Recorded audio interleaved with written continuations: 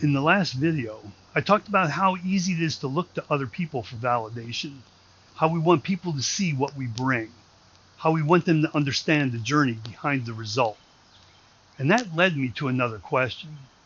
What happens when people seem to value only what you can do for them?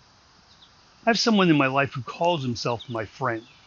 And for years, there was something about the relationship that bothered me. It wasn't all the time, just enough that I couldn't ignore it, because I started to notice a pattern.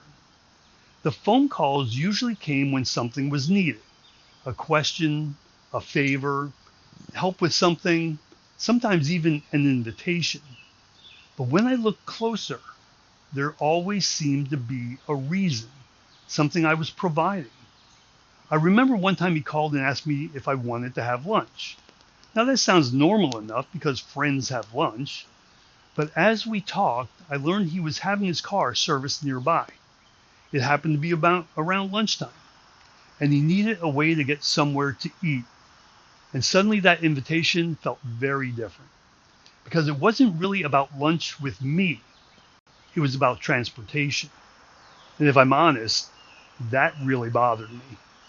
Not because I mind helping. I've spent most of my life helping people. That wasn't the real issue. The issue was the question that kept showing up afterward. Would he still call if he didn't need something? That's where things got more uncomfortable. Because the more I thought about it, the more I realized the relationship wasn't the issue. The question was, if people stopped needing me, would I still be valuable? And the reason that's a scary question is because I'm not completely sure of the answer. You see, I've spent most of the series talking about value, my success, my career, my roles, my gifts, my contributions, and one by one, I've discovered how easy it is to attach value to those things. But usefulness may be the hardest one of all, because being needed feels good. It feels important. It feels meaningful. It feels valuable. And after a while, I started realizing something else. Being needed feels a lot like being valuable. Both feel important, both feel meaningful, both make us feel like we matter.